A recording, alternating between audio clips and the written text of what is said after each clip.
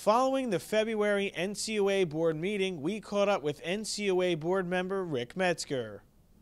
Now we have a new rule proposed, the voluntary liquidation of credit unions. Could you talk about why this rule is necessary and what changes it would bring about?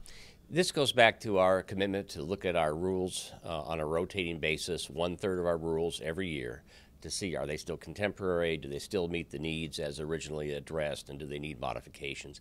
This is an example of, again, trying to provide regulatory relief for credit unions, realizing that this rule has not been changed for 21 years, that there's an easier way in the voluntary liquidation process to relieve the burden on credit unions who choose to go that path. So it really is just regulatory relief. We don't have a lot of credit unions that voluntarily want to liquidate, but if they do, we should not make it any more burdensome as possible. It addresses, for example, the changes in notification, realizing today that electronic media, a lot of people get information from electronic media, making some changes that they can alert members that way as opposed to just print publications and things that make it easier to accomplish the business that they wish to accomplish in that form of that type of liquidation. The Share Insurance Fund financial report was also presented. What aspects of that report do you think credit unions should know about? Well, I think a couple of things. Number one is that we're managing it exceptionally well. We're monitoring it on a quarterly basis. Our reserves, it was good to see that we had over budgeted for reserves, meaning that our losses did not meet potential expectations. That means things are good in credit union land, as well as our fiduciary responsibility for managing the fund. It shows that we're managing our interest rate risk appropriately and keeping our laddered investments so that we're liquid at all times to meet any needs that the fund may have to pay out. So I think this shows good stewardship. The fund is strong and well managed by the NCUA. And there was also the transfer from Share Insurance Fund over to the Corporate Stabilization Fund. Could you talk about the effect that will have? Right, and that's a statutory requirement. So if we move over our limit on the Share Insurance Fund, that is to be transferred to the Stabilization Fund, and we were able to do that because we didn't have to utilize the fund as much as we had budgeted for. So $93 million went to the Stabilization Fund. The net result means that we're paying down the Treasury debt even faster. And that means the forecast of possible future assessments for credit unions for that fund continue to diminish. Now, the risk-based capital rule that was proposed at the last meeting, since then, CUNA has called for public hearings on the rule. Is that something that you would support going forward? Well, it is a significant rule, and it's an important rule. And we do want to hear from everyone, consumers, credit unions, certainly the trade representatives and others. And we're receiving a lot of comments. I think having additional time to have information and convey and have a dialogue between the regulated community is positive.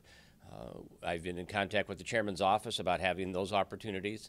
I believe that she is putting out, perhaps even today, a message that we're going to go around the country here in a few months and have dialogue with the regulated community about that issue and any others that they want to bring up. But I think that is a positive issue to look at and to have additional feedback, and I think we're going to be doing that very shortly. And speaking of CUNA, we have GAC coming up. What are you looking forward to most at the conference? Well, about 4,000 credit union people coming to Washington. I know there's a lot of volunteers that come to that conference, having been one myself a number of years ago. So I think it's going to be exciting to listen to what they have to say, what others talk about in terms of trends for the credit union, and have a chance for us as regulators to have a dialogue with people around the country directly about issues that they're facing, what we're facing, and how we can accomplish our mission together, which is to safely and soundly meet the financial needs of over 95 million Americans. Is there anything that you in particular want to hear from credit unions on? Well, I always like to hear, as a regulator, what are the impacts of our regulatory actions? We know what we're trying to accomplish, and we're trying to convey that to them, that these are safe and sound practices, that we want them to continue to serve their members. If there are issues or burdens that can come up that they can articulate to us, I certainly want to know that. We want to make sure that we minimize to every extent possible any unintended consequence while maintaining our responsibility as a prudential regulator to ensure the safety and the soundness of the system. I also want to ask you about the home-based credit union rule that was proposed. We're in the comment period for that.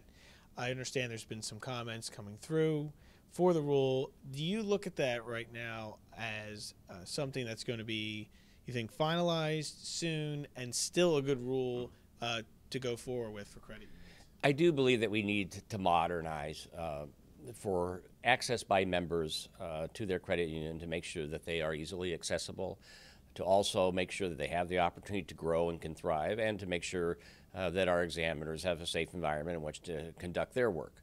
We are receiving lots of comments. Obviously, there's a lot of concern among those home-based credit unions. I've read a number of those comments already. There's certainly some very interesting stories there. So we're going to continue to look at that rule and see how we can make sure that we don't unnecessarily impede their ability to serve their members. At the same standpoint, making sure that they are in a position to actually serve their members in a way that allows them to be successful and grow and continue to thrive in an increasingly difficult environment. And last question for you, I wanted to ask about the recent news that the remaining corporate assessments, the estimates came away with a negative number. Does this mean that credit unions will actually receive a rebate this year or in the future? I'll tell you what it really means. It means that we're doing an excellent job and the economy is helping us in terms of the assets that we have had to manage as a result of the corporate crisis. The values are greater than the baseline that possibly would have been the situation now a few years later. So that's good news for credit unions, that those assets are increasing. The great work that our legal team has done in getting recoveries from those who were critical in creating the crisis in the first place is also helping to bring that number down. And so the really good news is that we are faster and faster moving toward the direction of paying down the Treasury debt and ending this very, very difficult time for credit unions.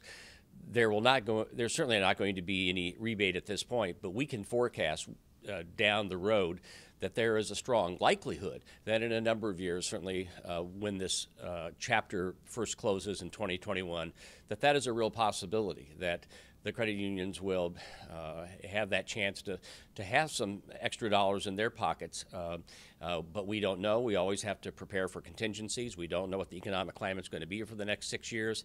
But the direction is moving in a positive way, and we should all champion that and feel really good about the direction we are going. All right. Thank you so much. You bet, Nick. Thank you.